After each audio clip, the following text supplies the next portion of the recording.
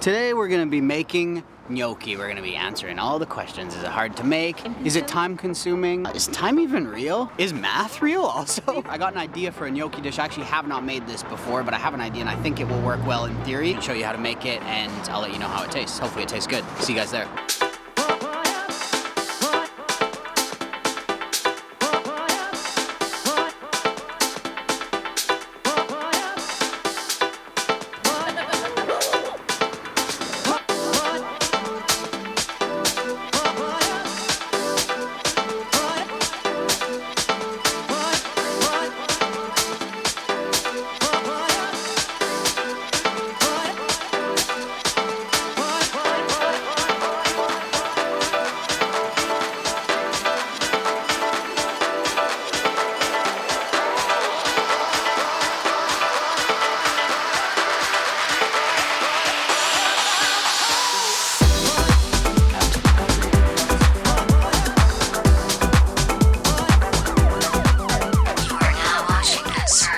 I'm gonna make gnocchi today. Kind of the goal of gnocchi traditionally is like to use as little flour as possible, not let gluten develop. Rye flour has a harder time developing gluten, so I'm gonna use rye flour as my flour. I also really love the flavor. If we do that kind of a traditional French sauce, which is like a mustard cream sauce, the mustard, the cream, and the rye flour I think will go really, really well together. So if it doesn't, I'll tell you. In some gnocchi recipes, they say to just boil the potatoes. The thing with gnocchi and the dough is that you really want it to stay dry, so you're not looking to add any additional moisture. So that's why I prefer the baking method. Poke some holes and pre-bake some potatoes. Throw your oven to 350. Poke a couple holes in some potatoes, throw them in, pull them out in an hour, and you'll have nice tender potatoes. After they're baked off, peel them. Our potatoes are peeled. If you have a potato ricer, awesome, definitely use that. What you can do is just use a grater. You could use a box grater. This is a complete fluke. Yesterday we're like walking home. I know that we're gonna film gnocchi. Literally there's a pile of free stuff on the grass and there's like a free grater that clamps onto a table. So I'm gonna try it out. Ideally, honestly, if you want like the best gnocchi done by hand, use a like something as fine as like a microplane or a zester, because that has really, really fine teeth. You'll get it as fine as possible, but I think this will be fine enough. Maybe that's why they didn't want this, because this doesn't fucking fit on anything. Watch and learn, okay? I'll show you. Trust me, I know how to use this thing. Oh my god, it works so good. It looks so good. This thing works amazing.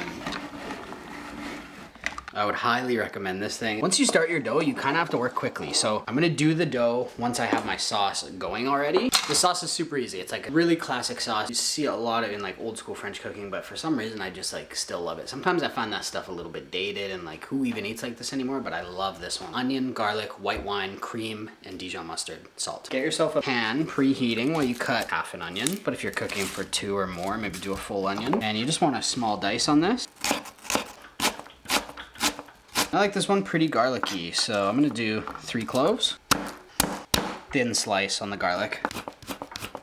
Oil in your pan. A little bit of salt, some fresh cracked pepper. I'm gonna just saute this till everything's like softened up. You know, the onions have gone translucent. Okay, this is grainy Dijon mustard. You wanna use grainy for this sauce. Use as much or as little as you like. I'm gonna use quite a bit, a big tablespoon of that. I don't know, maybe 1/4 cup of white wine. Let that reduce a little bit. So I'm just gonna add some cream. Turn this down and slowly let it reduce. I want to be able to take my gnocchi directly from the pot into my sauce. It doesn't seem like so long of a process if you're multitasking a little bit. I think people get like kind of rigid when they're cooking and they'll do one thing at a time, then the next thing, then the next thing, and then it seems like a really long process, but all of it is very simple stuff, so you can just multitask and it takes a little bit of the time constraint off, but also time's not real, so who gives a fuck, you know? So I made a little well in the center here. I'm just gonna crack 1 egg in there. That's not a shell, is it? Come on. Beat this egg a little bit.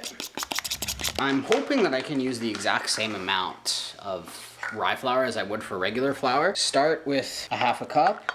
And before I start to knead this, I'm also just gonna add some salt into this. I don't really know why I'm doing it in a bowl, but probably a little bit easier to knead on the table, but whatever. I wanna knead it kind of quite lightly. You know, for anyone who's kneaded before, if you're kneading bread, you're kneading it for a long time to develop that gluten and you want it to be springy and be able to like push your finger on it and it bounces back. We're kind of doing the reverse here. We're just kneading as a way to incorporate this flour, and as soon as it's all incorporated, we're gonna stop. Don't worry if your dough is a little bit sticky. It should be a touch sticky. If you did end up boiling your potatoes, you'll notice that you do need a lot more flour, which means you will have a higher probability to develop gluten, which means you may have a tougher gnocchi. So we have this like nice sticky dough now. I'm just looking around it and seeing that everything is fully incorporated, and it's got a little bit of stick. You can see like potatoes sticking in my hands. That's exactly what we want. That's perfect. So I'm just gonna put this dough ball aside. You don't have to use one of these fancy dough knives, but I bought one like 5 years ago and I never use it. So a little bit more flour to my surface for rolling and cut it into fours.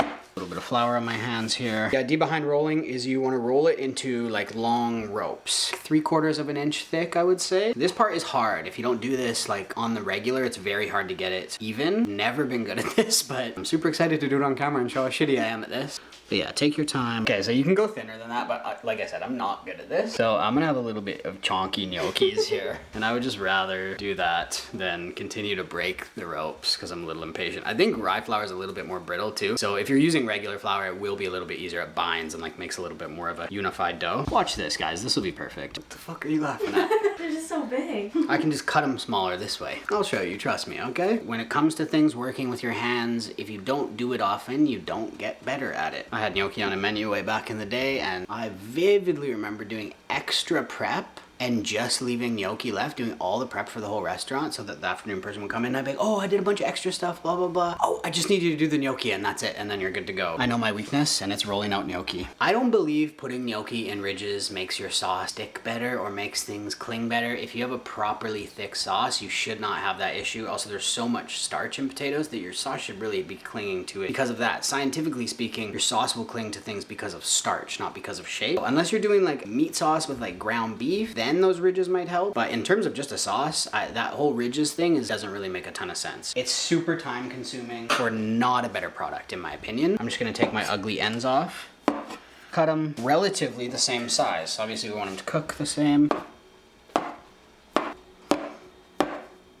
You should have these cute little gnocchis. Your dough is a little bit crumbly like this. Like looking at this, I probably could have used a little bit more egg, but we still definitely have a dough. We're gonna drop it in boiling water. Make sure that your water is salted. Once they float, cook them for 1 additional minute, and then we're gonna scoop them out and go directly into our sauce. Let's get these in. How are we looking, my babies? Did you say that they're ready when they float on top? No, duh. Are you even paying attention? You ready? Awesome. All right, these little fat boys have been up at the top for about a minute, so I'm just gonna go ahead and put them directly in our sauce. Not gonna worry about if I get some of the cooking water in there. Also gonna turn up the heat on our sauce a little bit. Gnocchi's kind of fragile. If you like pour them all out into a strainer and they sit wet with the weight of all the potatoes, you know, the ones on the bottom are gonna be damaged. Okay, so if you ever have spent any time on Instagram and seen gnocchi, you know, like real Italians cook gnocchi, they always serve it like pretty saucy. I think that's how all pasta should be. It's like made of starch, so it continually gets thick and thick. I'd rather have a little bit too much sauce so that by the time you're done eating it, it's not like this clumpy mess. I don't know if you guys have seen that meme that's like pasta when you let it sit too long and it's like all those guys hugging, but that is what happens. So just check your seasoning now. That's fucking perfect. Holy shit, that's good. You want me to come towards you a little bit like this? Yeah, sure. This is hard for me to make it look good, but I'll fix it. The thing with pasta is it just looks best in a pile. We hit the farmer's market today. I got microgreens. This is micro radish. I love these. They're super peppery. It's not gonna be surprising because I did eat one out of the pan before we plated it, but let me tell you what it tastes like. This is so good. They're like perfect texture. Not too soft. There's enough flour in there that it feels like a dough. Potato dumpling like pillows. I know a lot of people like to saute their gnocchi. I find it gets a little bit of a harder exterior that way. But if you prefer the other way, like feel free to saute them first. But yeah, they're like so perfect. The rye flour is quite a subtle flavor, but I actually do pick up on it. And I think because I associate mustard and rye together a lot, the mustard helps me taste the rye more, if that makes any sense. The acidity from the mustard like takes that cream away from being too rich. Some cream sauces are just like too much. You know, you have 4 bites and you're like, I need a nap.